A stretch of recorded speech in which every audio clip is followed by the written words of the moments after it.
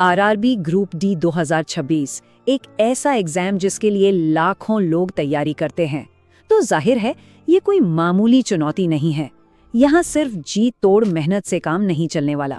असली खेल तो है स्मार्ट तैयारी का, एक ऐसी तैयारी जो आपको लाखों की भीड़ से अलग खड़ा कर दे।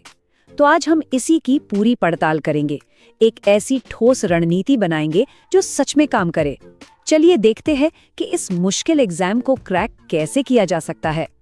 सोचकर देखिए, लाखों लोग और लक्ष्य सिर्फ एक।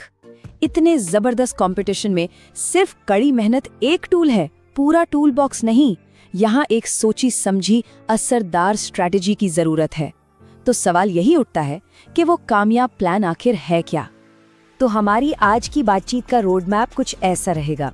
सबसे पहले हम इस एग्जाम की चुनौती को समझेंगे, फिर इसके ब्लूप्रिंट यानी पैटर्न को जानेंगे, उसके बाद एक जीतने वाली स्ट्रैटेजी बनाएंगे, प्रैक्टिस की क्या ताकत है ये समझेंगे, और आखिर में वो कौन सी मानसिकता है जो आपको फिनिश लाइन तक ले जाएगी।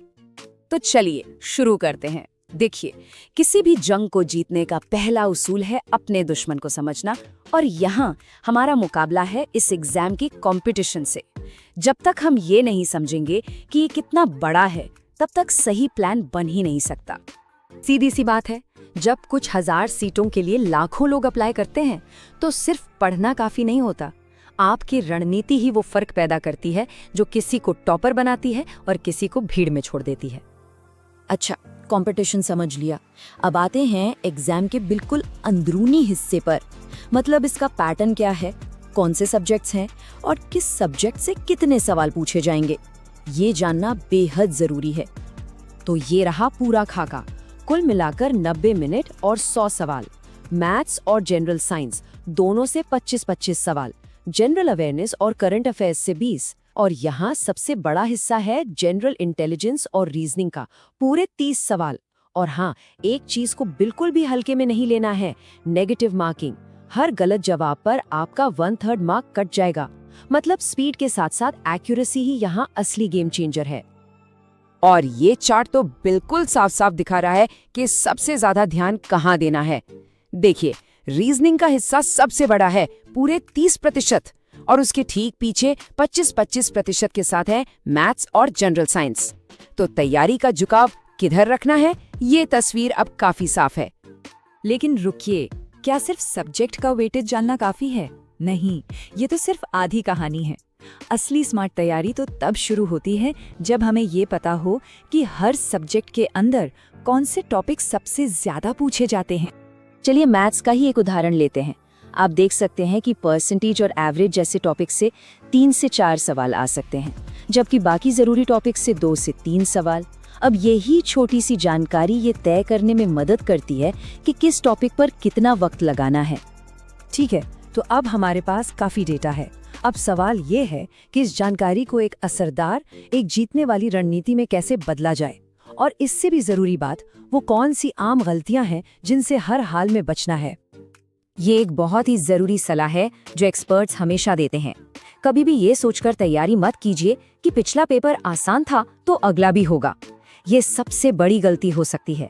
तैयारी हमेशा एक मॉडरेट यानी मध्यम लेवल को ध्यान में रखकर ही करनी चाहिए। ज्यादातर लोग एक गलती करते हैं, वो महीनों तक सिर्फ थियरी पढ़ते रहते हैं और प्रैक्टिस को आखिरी के लिए टाल देते हैं, जबकि टॉपर्स की रणनीति ठीक इसके उलट होती है।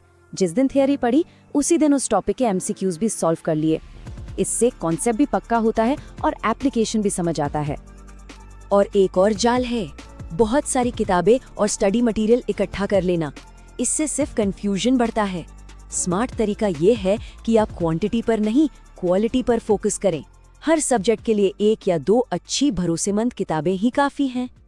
तो स्ट्रैटेजी बन गई, पढ़ने का तरीका पता चल गया, पर यह सब अधूरा है अगर इस पर अमल न किया जाए। और अमल करने का सबसे अच्छा तरीका है प्रैक्टिस। प्रैक्टिस के बिना ज्ञान को नंबरों में बदलना लगभग नामुमकिन है। तो कितनी प्रैक्टिस? एक्सपर्ट्स का मानना है कि कम से कम पिछले 5 साल के क्वेश्चन पेपर्स को न सिर्फ सॉल्व करना बल्कि अच्छी तरह से एनालाइज करना भी जरूरी है। ये 5 साल का डेटा आपकी तैयारी की रीढ़ की हड्डी है। पुराने पेपर्स और मॉक टेस्ट देने के बहुत फायदे हैं। आपको एग्जाम का पैटर्न समझ आता है, आपकी स्पीड और एक्यूरेसी बढ़ती है और सबसे जरूरी, आपको अपनी गलतियां पता चलती हैं। ये आपके अंदर का डर निकालकर कॉन्फिडेंस भरने का सबसे बेस्ट तरीका है। अच्छा, हमने पढ़ाई की बात की, प्रैक्टिस की भी बात की, लेकिन तैयारी का एक हिस्सा ऐसा भी है जिसे लोग अक्सर नजरअंदाज कर देते हैं, और वो है सही माइंडसेट।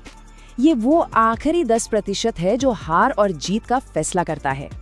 किसी भी बड़ी सफलता के पीछे 3 मजबूत स्तंभ होते हैं।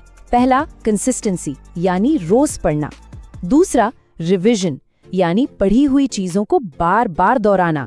और तीसरा, आपकी सेहत। ये तीनों मिलकर ही कामयाबी की गारंटी देते हैं। और यहाँ एक बहुत ही प्रैक्टिकल टिप है।